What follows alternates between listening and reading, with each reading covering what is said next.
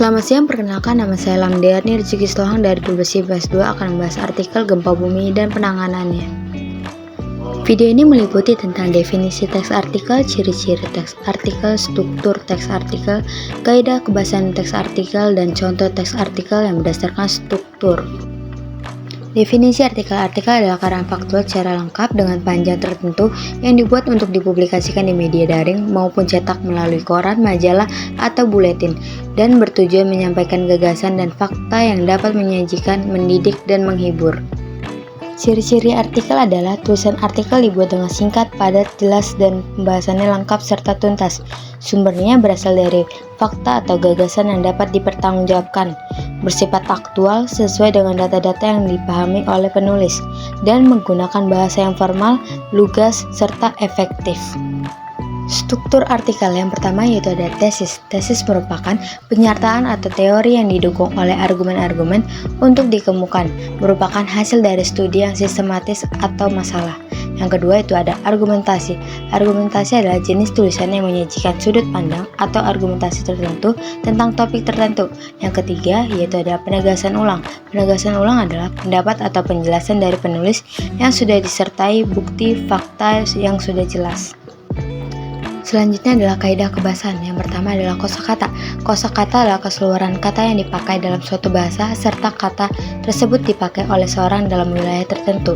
Yang kedua yaitu ada adverbia. Adverbia adalah kata yang digunakan untuk menerangkan unsur atau bagian kalimat yang berfungsi sebagai predikat baik yang berupa verba, adjektiva, nomina maupun normelia. Konjungsi. Konjungsi adalah kata hubung atau sambungan dalam suatu kalimat baik secara lisan maupun tulisan.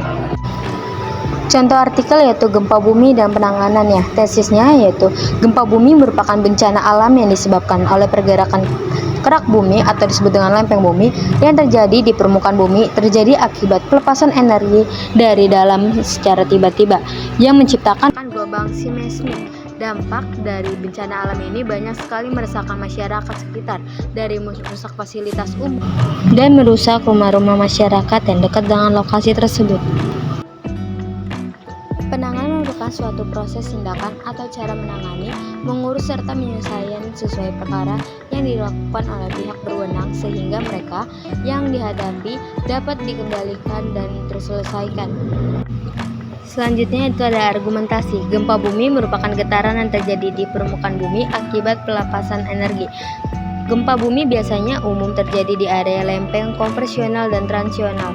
Gempa bumi biasanya terjadi kemungkinan karena material lapis litosfer mengalami transisi fase di kedalaman lebih dari 600 km. Gempa bumi pada dasarnya menyebabkan lapisan tanah menjadi bergerak, goyang, dan merusak konstruksi bangunan. Jika gempa bumi terjadi dalam skala besar atau tektonisme dapat menyebabkan korban jiwa.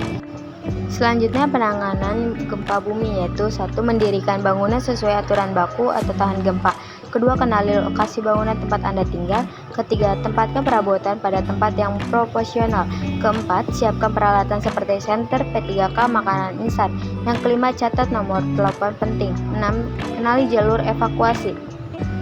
Selanjutnya itu ada opini. Guncangan gempa bumi hebat sering terasa di dekat pusat gempa.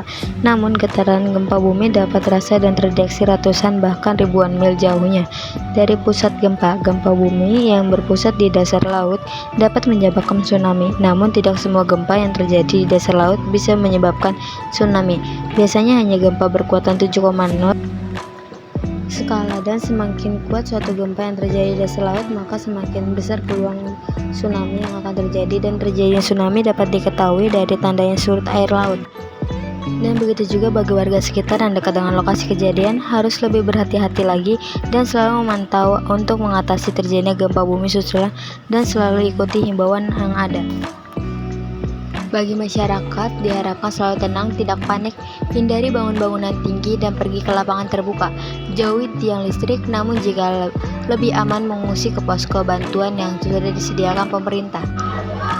Dan himbauan kembali bagi masyarakat yang sedang di bangunan tinggi, diharapkan turun menggunakan tangga darurat dan jangan mencoba menaiki lift. Namun jika tidak memungkinkan untuk bisa keluar dari bangunan tinggi tersebut, alangkah baiknya mengumpat diri di bawah meja atau hal yang bersifat kokoh dan tidak rapuh adanya benda jatuh mengenai. Dan saat berada di dalam mobil, gempa bumi bisa membuat pengemudi hilang kendali atas mobil.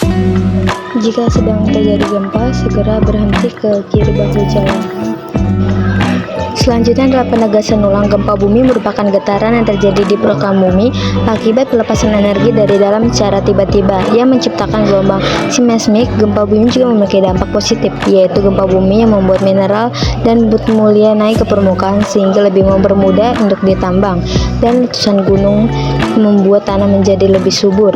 Jadi alangkah baiknya kita jangan melakukan penebangan pohon sembarangan, jangan membangun rumah dekat dengan sungai atau laut, dan selalu menjaga lingkungan sekitarmu.